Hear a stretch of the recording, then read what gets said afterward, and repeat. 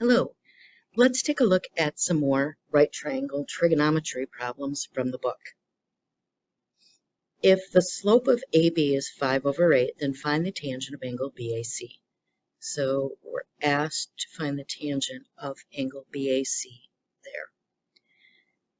The slope, by definition, is the change in y's divided by the change in x's, or the difference in y's over the difference in x's, or delta y over delta x. And then the tangent of angle, and I'm just going to call it angle A, is the opposite divided by the adjacent.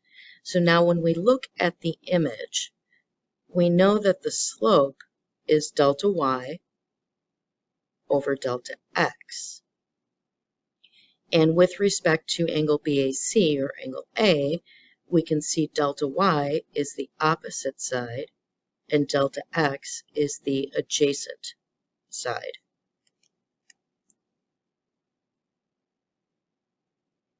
And that is 5, that is 8. So the tangent, by definition, is the same as the slope. So the tangent of angle A is 5/8. Use the definitions of the trig ratios to find the following relationships. Well, I believe that we've done at least one of these in class, but we'll do it again here. So sine, I'm just going to use O for opposite and H for hypotenuse.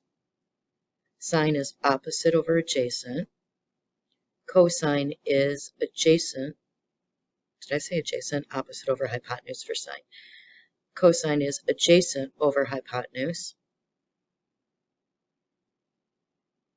So if we square the opposite side in the hypotenuse, add that to the adjacent side divided by the hypotenuse, then we can combine the opposite side squared plus the adjacent side squared over the same denominator, which is the hypotenuse squared. Now, let's think back to the Pythagorean Theorem. If this is my angle, this is the opposite, this is the adjacent, and this is the hypotenuse. Doesn't the opposite side squared plus the adjacent side squared equal the hypotenuse squared by the Pythagorean Theorem?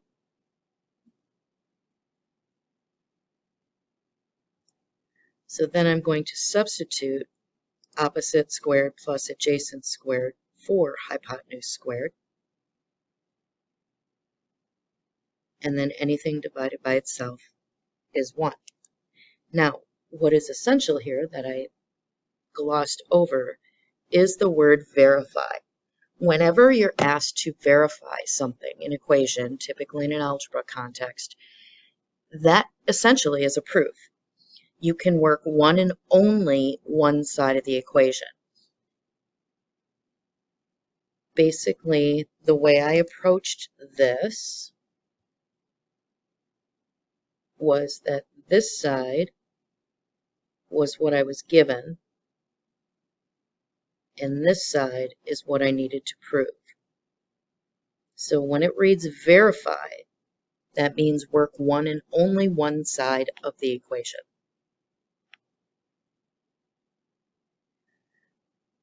So we have to verify. Now, by the way, this is called the Pythagorean Identity. And this one is the law of sines. So,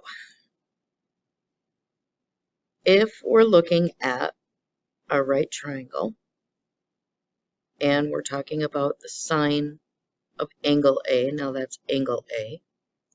This is the adjacent side.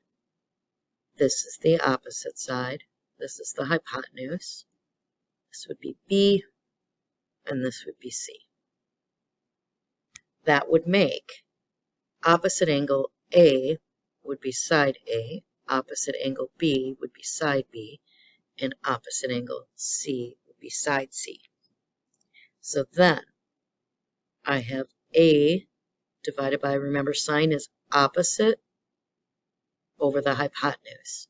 So opposite from angle A is A, and the hypotenuse is C.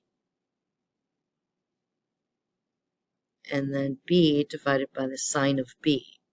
So now I'm switching angles. So now B is opposite.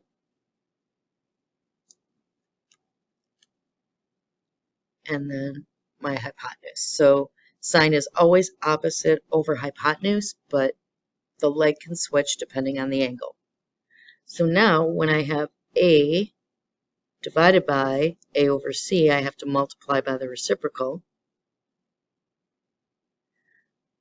And I'm supposed to be working only one side, right? Let me roll with this and then I'll show you how to fix that.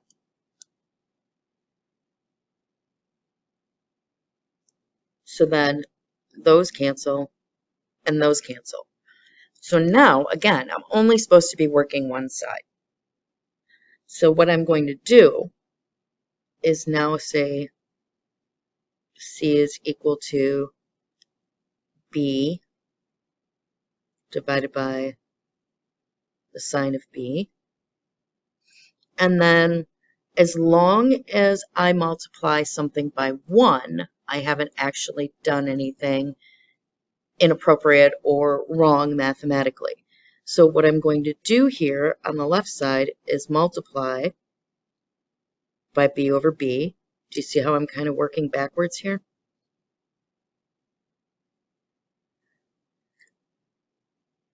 And then I'm going to change this to be B divided by B over C, and that'll be equal to the sine of B.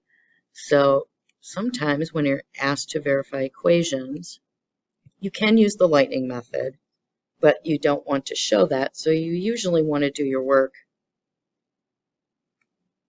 on another paper.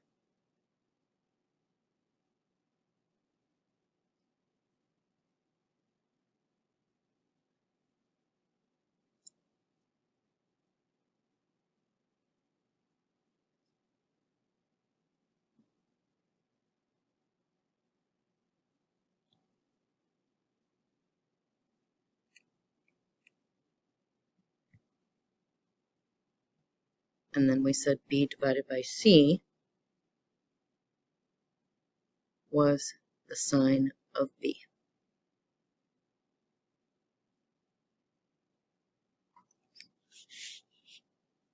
And then here we have a reciprocal identity where the sine of A, I'll use this diagram, the sine of A is the opposite divided by the hypotenuse. Cosine is the adjacent over the hypotenuse. And then when we divide by a fraction, we multiply by the reciprocal. So those cancel. And we're left with the opposite over the adjacent, which is the tangent of angle A.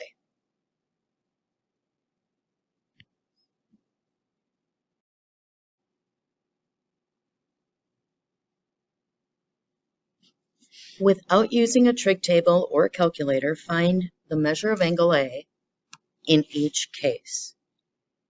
So this should be indicative that it's going to refer to one of the specials. So we know that tangent is equal to the opposite over the adjacent, which would mean that the opposite leg and the adjacent leg would have to have the same measure if it reduces to 1. That means that the measure of angle A has to be 45 degrees. Here we have a value of 1/2 for the sine of A, which means whatever the opposite side is, the hypotenuse has to be twice that. That should be enough to jog your memory to know that this is a 30, 60, 90 triangle. So we see that the measure of angle A is 30 degrees. And here we know sine again is opposite over hypotenuse.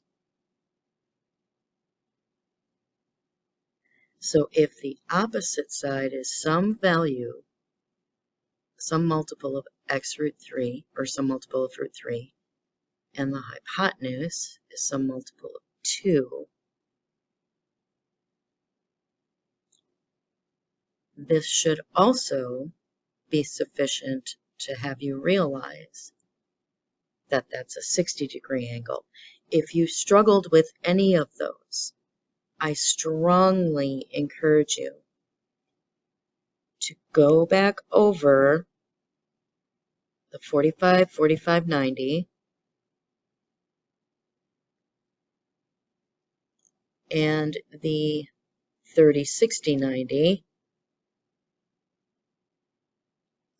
and absolutely, positively, without question, commit these two to your brain because you will need them at every level of mathematics from now on.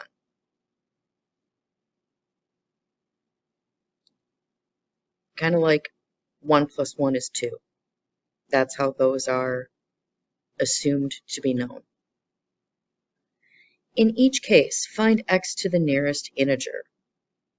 So, I'm looking at the opposite in the hypotenuse here. That means I need the sine function. Sine of 27 is equal to x over 40. Now, the first thing I want to do is put the equation in calculator ready form, which means I want to solve for the variable. So I multiply both sides by 40. And this is calculator ready form. So now that I have my calculator, remember the first thing I want to do is to check the mode. Because there are two ways to measure angles. One is radians, which we will be studying shortly. But right now, we are working with degrees. So we want to make sure that we are in degree mode. So now I can enter in 40 times the sine of 27. And it's set to the nearest integer, so I'll say 18. In this one, we have the opposite and the adjacent.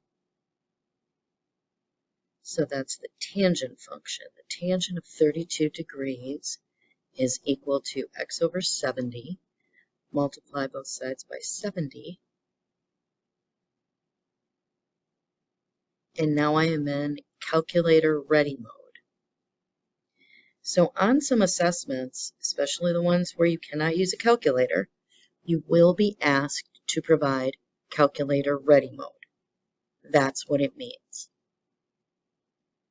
So then I can go to my calculator and type in 70 tangent 32 into the nearest integer. We're at 44.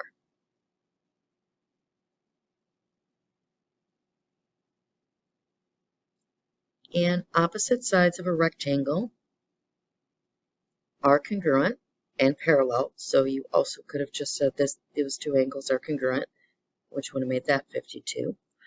In either case, we are looking for the adjacent side and the hypotenuse. So that's the adjacent side, that's the hypotenuse. So here we have a cosine of 52 degrees is equal to x divided by 100. So 100 times the cosine of 52 equals x. And there's my calculator ready form. And then I have 100 cosine 52, or 62.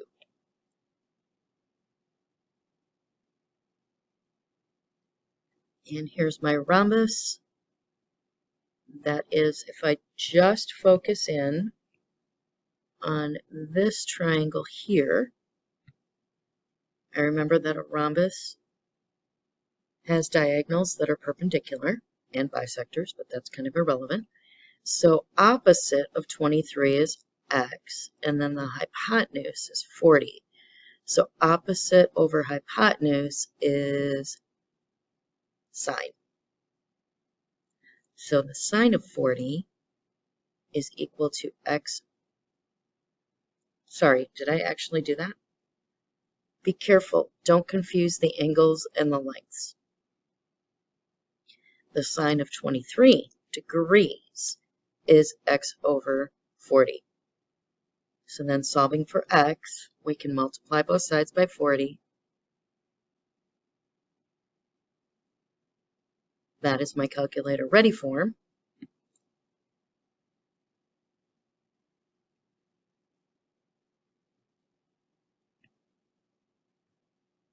And 16.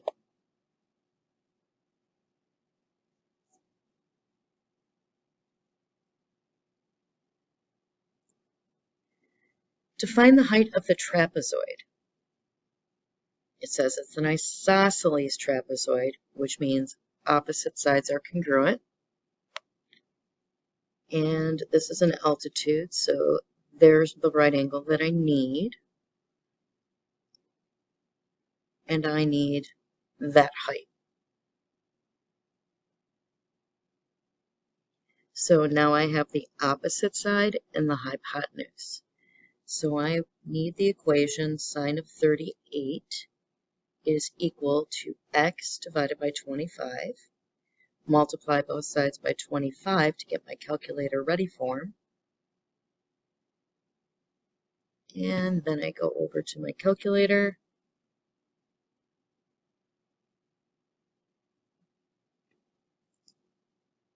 And x is about 15. Solve each equation to the nearest integer. So to isolate x, right now x is divided by 40. To undo the division, I need to multiply both sides by 40. So that's calculator ready form.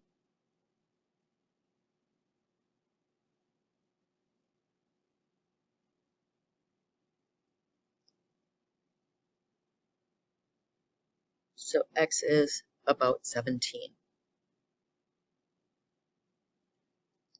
Now, I need to isolate x, but right now x is in the denominator, so the first thing I'm going to do is multiply both sides by x. Then I have x times the cosine of 73 degrees equals 35. So now I'm multiplying, I need to divide both sides by the cosine of 73 degrees. So then my calculator ready form is x equals 35 divided by cosine of 73. Again, this is the calculator ready form where it's solved for x. And then I go over to the calculator, 35 divided by cosine 73, and I get about 120.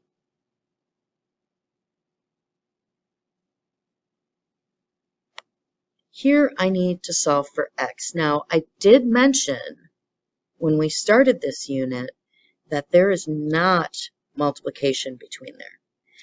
Any trig function is referring to the ratio of the sides formed by that angle. So you cannot divide sine out. What we need to do here, we need an inverse function, something that will undo the trig function. And there's a series of them which essentially just have the word arc written in front of them.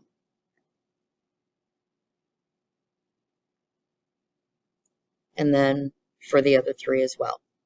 This on your calculator is written to the negative 1. So to undo this, I want to take the arc sine of this and the arc sine of that ratio. Then these two cancel each other out.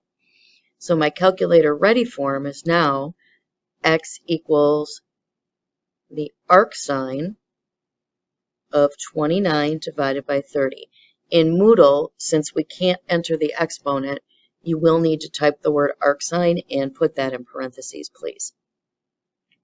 If you were writing this on an assessment, you could write arc sine 29 divided by 30 like I have it, or you could write arc sine, with the negative 1 up there, but it's still read arc sine 29 divided by 30. So either one of these would be acceptable calculator ready form on an assessment. And to get to the arc sine on the calculator, I have to hit second sine 29 divided by 30, and I get about 75 degrees.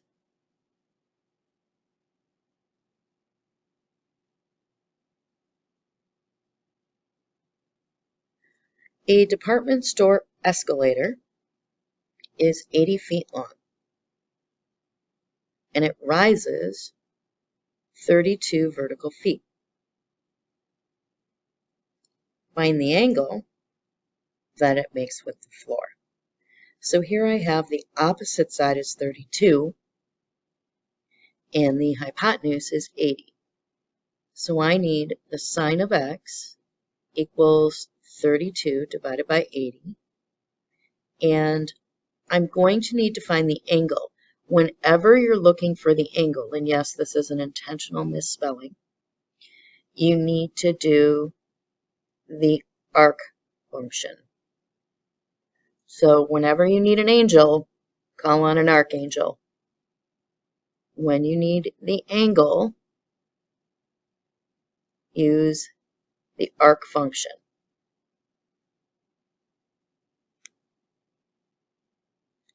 So now I know that x is the arc sine of 32 divided by 80. That's my calculator ready form. So the second sine of 32 divided by 80 is about 24 degrees.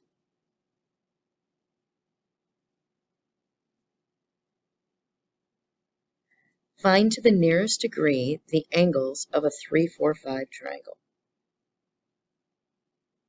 So thankfully it's saying to the nearest degree, because that's actually going to make this a little bit faster. So if I say this leg is 3 and this leg is 4, then the hypotenuse is 5. And I'm looking for the angle. So I'm going to say the tangent of angle A, it doesn't matter which one you pick, I'm just picking that one, is the opposite over the adjacent. That means I need the arctan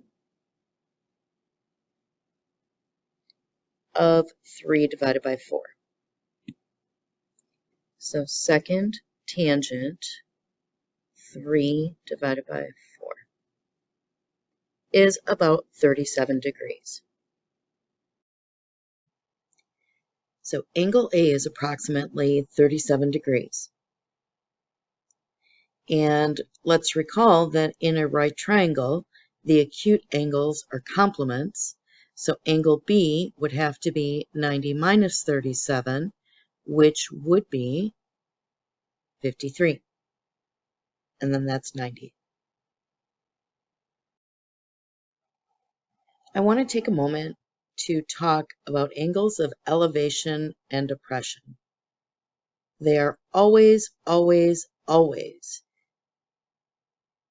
measured off of the horizontal, which is referred to as the initial side. So it starts initially on the horizontal. An angle of elevation will go upwards. An angle of depression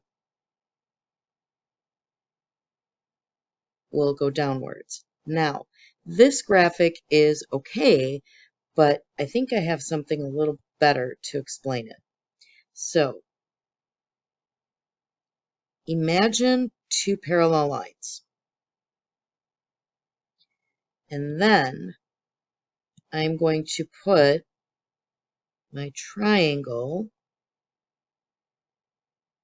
in here.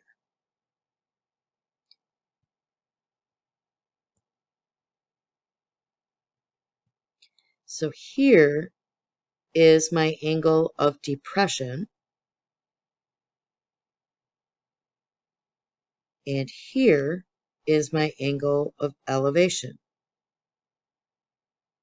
Now, if we think about this a little bit, we know parallel lines implies alternate interior angles are congruent. So that would mean that angle of depression outside of the triangle, because it has to be starting on a horizontal, would be congruent to that internal angle, which would be an angle of elevation.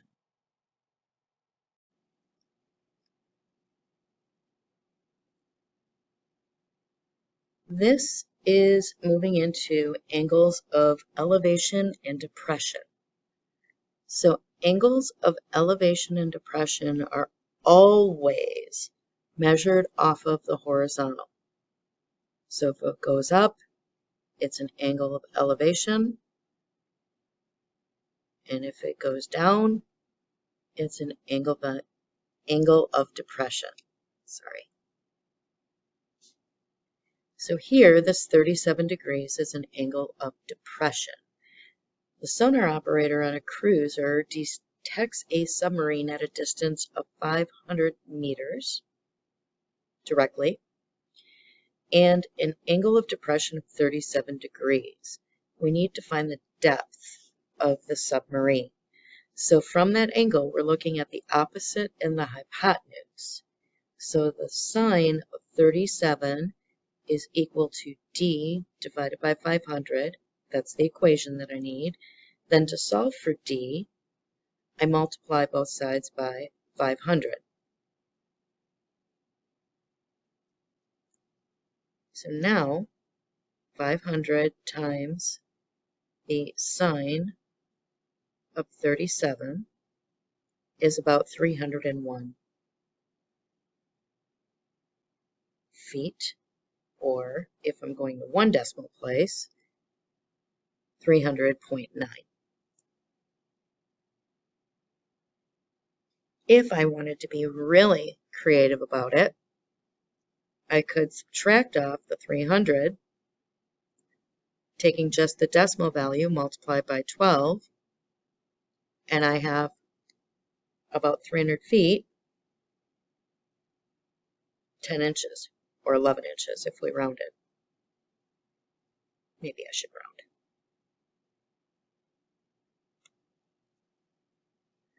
The legs of an isosceles triangle are each 18, and the base is 14. Remember the properties of an isosceles triangle. When you drop down the altitude, it's also the median.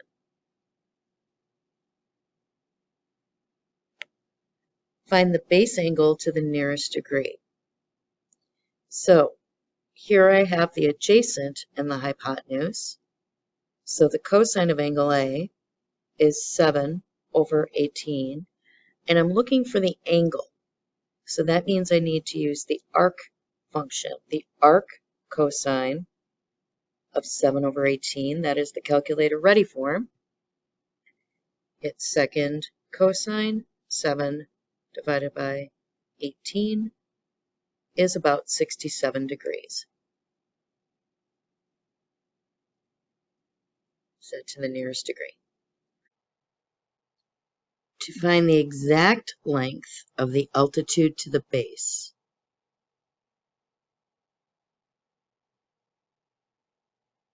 the legs were 18 and the base is 14. The altitude is also the median, So that's 7. Then I'm going to use the Pythagorean Theorem to solve for the altitude. So a squared plus 7 squared equals 18 squared. A squared is going to be equal to 18 squared minus 7 squared.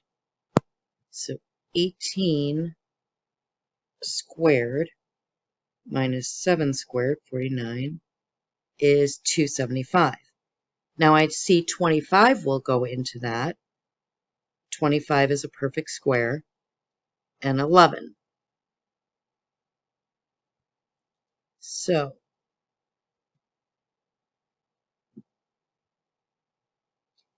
a squared equals 275. I don't know why I have so much screen garbage.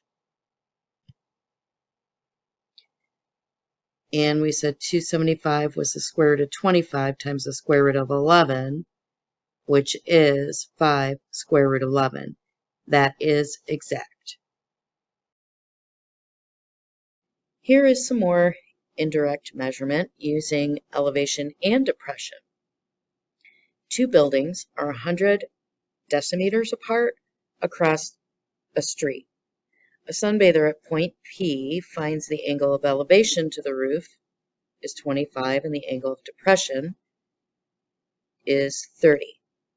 Find the height of the taller building.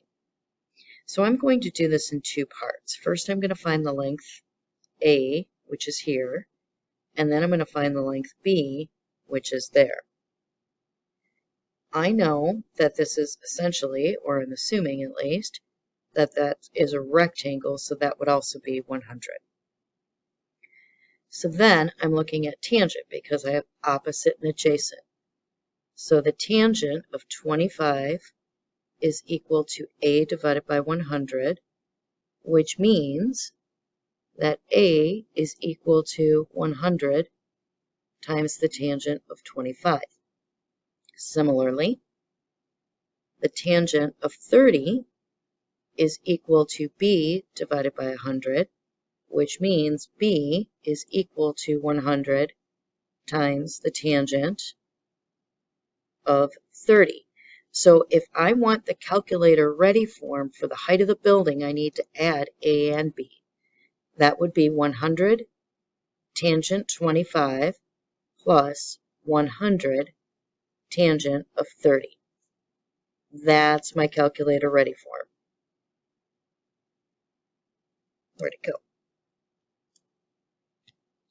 So now 100 tan 25 close plus 100 tangent of 30 is about 104.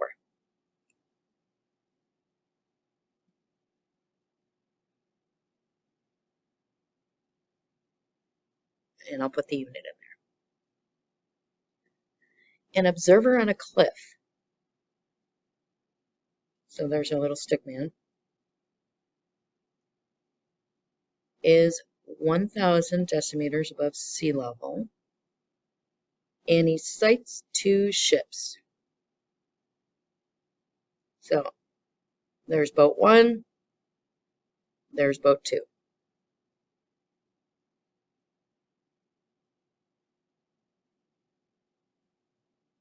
At an angle of depression. Now remember, depression is always off the horizontal. So one angle of depression is there, the other one is there. So the larger is 47, and the smaller is 32. And when I say the larger, I mean that whole span. If these are parallel,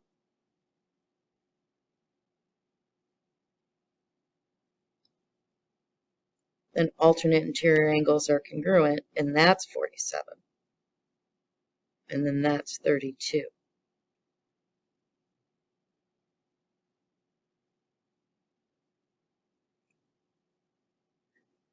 Find to the nearest decimeter the distance between the ships.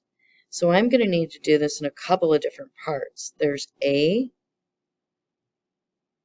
and that whole thing is B. then the distance between the shifts is going to be B minus A. So I'm looking at the opposite and the adjacent. So that means I need the tangent, and I'll go from this angle on the bottom here. So then this is the opposite side. The tangent of 47 degrees is equal to 1,000, the opposite, divided by A. And the tangent, well, if I have to subtract, shouldn't I put A on the right?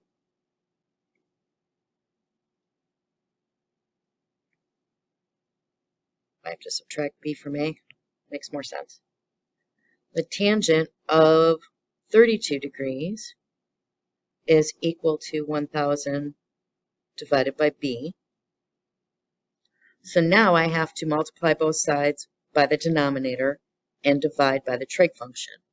So B is equal to 1,000 divided by tan 32, and A is equal to 1,000 divided by the tangent of 47. So then the distance between the shifts in calculator ready form is 1,000 divided by tan 32 minus 1,000 divided by tan 47.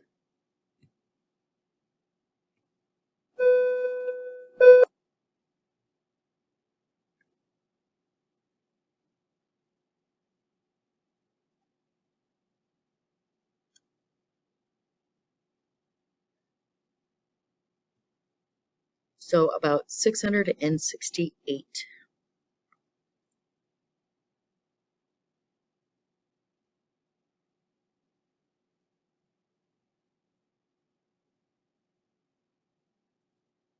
So this is the calculator ready form, and this is the estimated distance. And our last example. Find the height, PB, of a mountain whose base and peak are inaccessible. So in other words, let's make this a blue triangle, I can't measure. If I'm standing at A, I can't measure the distance to B because I can't walk through the mountain.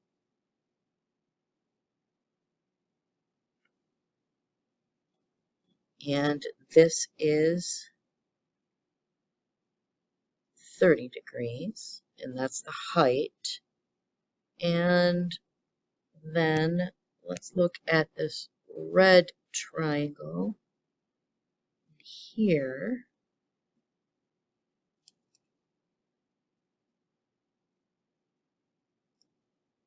That's still going to be the height of the mountain. It doesn't matter. The mountain doesn't grow or shrink if we move. So the height will stay constant.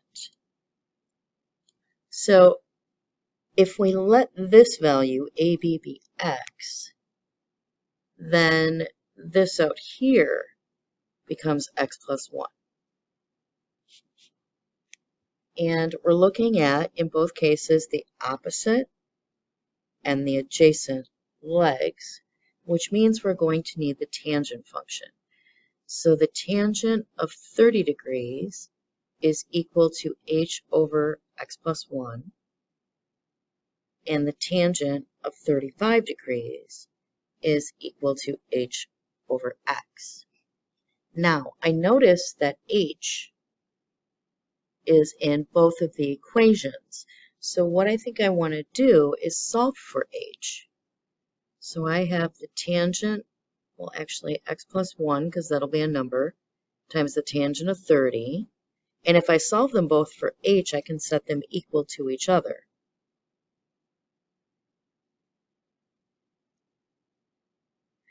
Now, the tangent of 30 is square root of 3 over 3. But I don't know what this tangent of 35 is, and I don't really have a means to find that. So what I'm going to do is I'm going to use the calculator.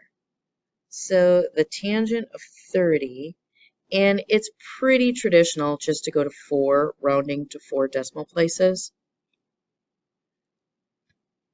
So x plus 1 times 0.5774 is equal to x times the tangent of 35, which is 7002. Now this looks a little weird, but I'm going to distribute that. 0.5774x plus 0.5774 is equal to 0.7002x. Then I am going to move all of my x's over to one side of the equation.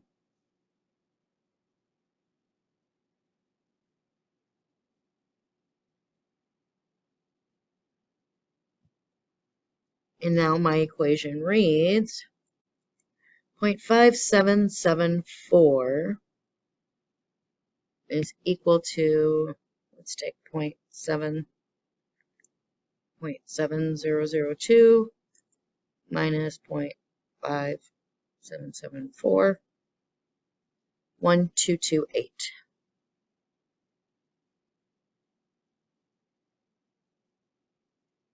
And now I need to divide by the coefficient of x.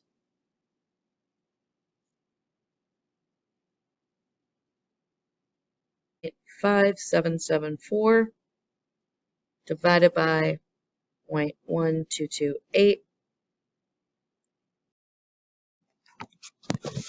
So 4.702 is approximately x. But what was it asking? Find the height, the distance. So I'm just going to go back to my red triangle because that's what x is, 4.702.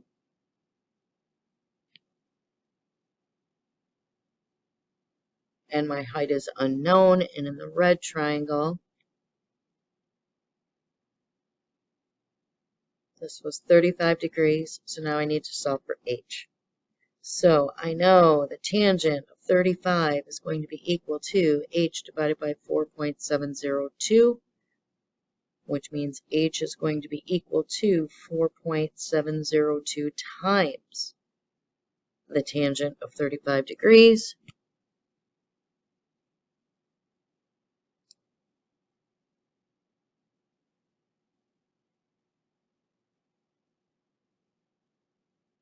which is about 3.292.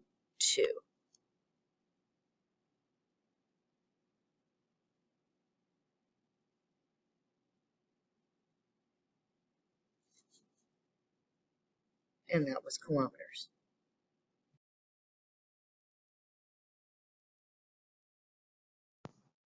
If you found this video helpful, please like and subscribe. Smash that like button. You know you wanna. Come on, give it a thumbs up.